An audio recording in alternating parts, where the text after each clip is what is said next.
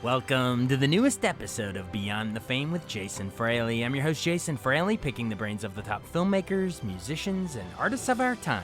This Sunday marks the 25th anniversary of the Seinfeld finale, which aired on May 14th, 1998. I spoke to Julia Louis-Dreyfus in 2018 when she received the Mark Twain Prize for American Humor at the Kennedy Center in Washington, D.C. Hi, Julia. WTOP in D.C. How are you? Good. How are you? How are you? Good.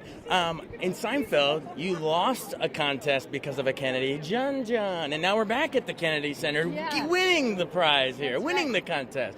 Do you feel like you got a little revenge there on the guy? It hadn't even occurred to me, but now that you mention it, perhaps so.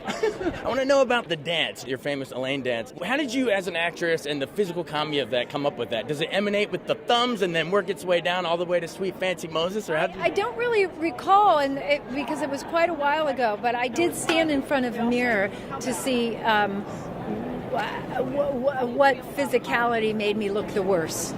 Do we dare ask you to recreate it on the red carpet here at the Kennedy Center? Try, but I'm not going to. Awesome. And just how much of an honor is it here? And also Seinfeld also just said that all four people in the show, you couldn't have plucked one of them out and the show wouldn't have worked. And the fact that you're the first of them to get it. But talk about the foursome there and how, in a way, you're kind of winning it for all of them too here. And you're out front. Well, I believe in the power of ensemble work and working together.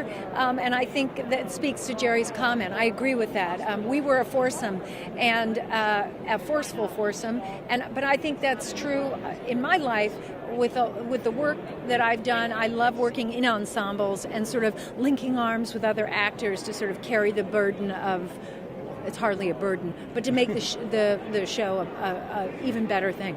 I also spoke to Jerry Seinfeld, who showed up on the red carpet to pay tribute. Hello, la la la. Hey, never heard of that before. Never. I want to know about the giant. It's unfortunate your screen covers your face. It's much better. Yeah. That's No, I better, think it's yeah. better off for you actually. No, I want to know about the big get out shove. The first time she did that, or was there a time that she rocked you a little hard? Are your shoulders still a little bruised? Yeah, those were great.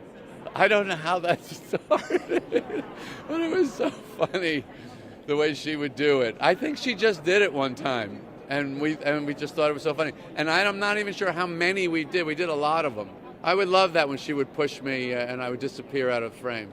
So good. So funny. And in like the Bizarro one, she was the fulcrum that never had the Bizarro. She was the one caught between the two friends. That's right. Yes. So is that does that signify her role in the show? I mean, was she sort of the? I mean, I guess she was equally as bad as all the other characters morally, but Yes. they all went to I jail. don't think they were bad morally. Okay. I think we're all somewhat selfish in life. Yeah. That's part of what we like about the comedies. We relate to that little selfish streak that we all have. Yeah. Well, in the contest episode, you remember that it was John F. Kennedy Jr., and now we're at the Kennedy Center here, coming full circle. So which contest is harder to win, that one or the Mark Twain Prize? The Mark Twain Prize is harder.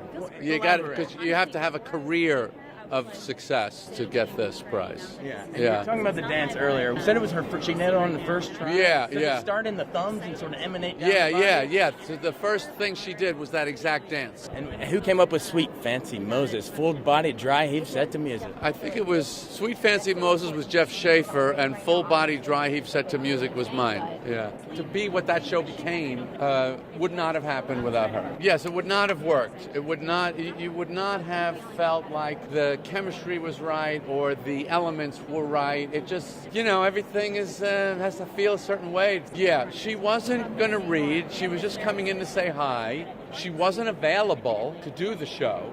She had signed to do another show, or she was about to, as I recall. She might remember this better. And we were just going to talk. And so she came in. Larry knew her from SNL because he was a writer when she was a cast member. And then she and I were just sitting there, the two of us. And I said, well, this is a couple of pages that we've written with your character. You want to read them? She said, okay. So just she and I sitting there in two chairs. And we read them.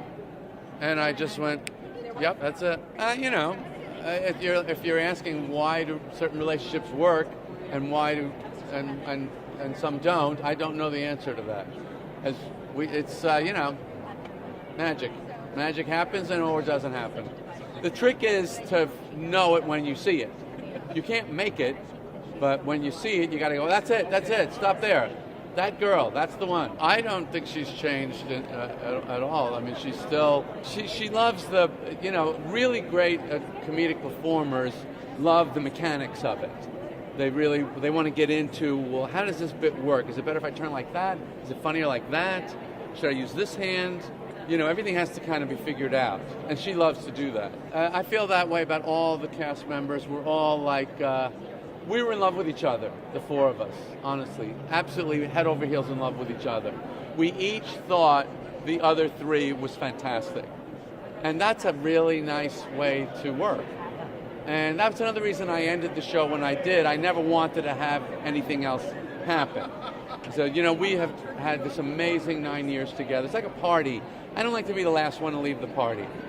I like to, okay, we had a good time. Let's not twist the sponge too hard. I next spoke to her Veep co-star, Tony Hale. It's really cool. It's, I was just telling somebody else that it's, a lot of times you go to events and you kind of feel obligated, and it's, you're not that excited to be there. I was thrilled to be here this weekend because someone as deserving as Julia, this is just a joy to watch. It's just to be a part of this. It's really exciting. And that's the thing is with her kind of longevity, she has such huge talent, but it's also how she sees people, how she values people, her kindness. That's what gives you the longevity. So I have a lot of admiration for her. This is pretty thrilling. I also spoke to fellow comedian Kumail Nanjiani. I love DC. I love visiting. Unfortunately, I haven't really been able to do very much this trip. I just got in last night and just this, so I'd love to explore more, but so I haven't really gotten a sense of how or if it feels different being here. One of the funniest people going today, Kumail Nanjiani. I want to know, do you have a favorite Seinfeld episode or moment involving Julia? I don't. There are so many. Well, the yada yada yada. I mentioned the bisque is pretty hard to beat. That's probably one of the greatest lines in the history of television. So that one's pretty hard to beat. Yeah. How would you, if you yada yada'd in the Big Sick, what would you yada yada over? The coma? Yeah, yada yada yada. Now we've been married 11 years. I think it's going to be a romantic comedy that goes down with the classics. I really thought it was so great. When did you and your wife decide, was it something all along you were like, oh, this story is so insane that we have to adapt it, or when did you guys actually say we're writing this into a screenplay? I think, we wrote the script for 3 years before we filmed it, and we were thinking about it, I would say a year or two before that, because, it was such a traumatic event. It took a little while to really recover from it. And once we'd recovered, we were like, okay, we know this is a story worth telling, and we know that nobody else can do it because nobody else has had this experience. So yeah, it was for a little while, and for a little while it was just getting mentally ready to be able to write about this thing that's so intense and close to us. I just want to thank you we lost 9 of our best guys that day. We all lost. But just in closing, what is Julia's gift just from one comedian to another? I mean, is it the fact that she can do physical stuff like the dance or the shoves, or what is it? I mean, it's everything, but the surprising thing is that she can do a million different things and do them all in a very real way. I think there are certain comedians who have modes and they can be heightened or exaggerated, but she can kind of do everything and make it feel very real. I can't think of anybody else who can do that. Maybe you, but we'll see. Thanks, man. No. Appreciate it. Thank you. Musician Jack Johnson also showed up on the red carpet. Learned a lot just from the years of hanging out with her, because she's such a normal person and she's an amazing actress, as we all know, but she's also an activist, and she's done so much work to protect the things that she loves, whether that's democracy or the ocean. She's just constantly working at those things that she loves, and she does it with so much ease. She does it with humor, with a way of attracting other people, it's kind of her personality. You want to be around her, and she does the same thing even when she's working in those different fields. She kind of makes people want to join into the fight that she's fighting for. Yeah, I think comedians play a huge role. I think comedians are the geniuses of our time, and so I love to get that take where you're able to laugh at the obscurity of life when there's really depressing, heavy things going on. Sometimes the soul needs to release, and laughter is important. And so a comedic take on some of the serious issues is really important in our world. And I think somebody like Julia, she's really witty and she's very smart, obviously. And so I get a lot of my political insights from her. I got a song called My Mind is for Sale that I wrote during the last election. I got a song called Where'd All the Good People Go I wrote years ago around election time. It's obviously meant to have a bit of comedy to it too. It's just about flipping channels on TV sometimes and, trying to find something you can land on that feels real. And so sometimes when I'm here, it inspires songs. But also we love the museums here. We've taken the kids to the museums, so a lot of beauty here as well. And I've got a lot of good friends in town, so not all bad songs. A lot of heartwarming songs I've worked on around here as well. What are you going to be performing tonight? Can we get a little teaser? Yeah, it's a song called Better Together, playing, and I can't sing a cappella too well, so I have to wait till tonight. But it's a song about working together and being together. It's really a love song for her. I'll be playing it tonight for everybody. Oh, yeah. And how did you meet Julie again? I know you shared a little. Yeah, we originally met each other working with a group called Heal the Ocean. It's an amazing nonprofit that does a lot of really great work for the ocean. And over the years, we've seen each other at different events for other nonprofits as well, and we became friends. And so now it's not always about activism. We also hang out just for barbecues and things like that. How is she around the barbecues or around the campfire? What's the behind-the-scenes Julia like? She's the same thing. She's exactly how you'd hope she'd be. She's just like one of her characters, just like a warm, really great personality, and she's so down to earth. I mean, I don't like hanging out with weird celebrities, and she's not one of them. She's like a real normal one, so... Well, we can say the same about you right now, so thank you, sir. And Kennedy Center President Deborah Rutter explained why she was the perfect choice. I think it's deserving, and there was no question. We all came together and said, who do you think? Julia. Everybody thought it was time for her. And why do you think that is? Like, what particular skill set? I think that because she has all of it. She is a great actor. She's a good person.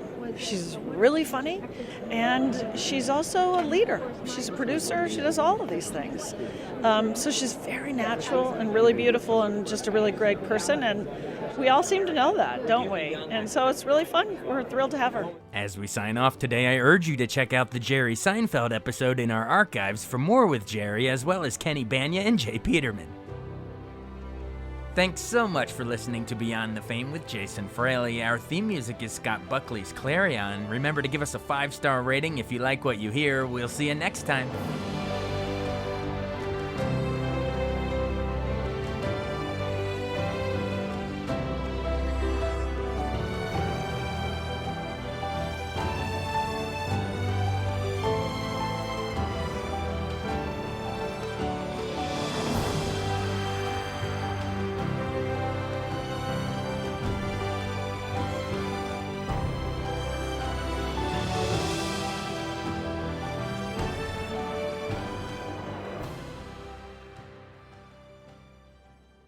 I wanted to take a second to tell you about an app I really enjoy. Living in the DC area is great, and Podcast DC gathers all of the local shows that I like all in one local app. Health, sports, local news, politics, and so much more. Podcast DC is the new local app with hundreds of DC area podcasts to choose from. I can earn exciting rewards just for listening and share the podcasts I love instantly. Available in the App Store or in Google Play, listen local with Podcast DC.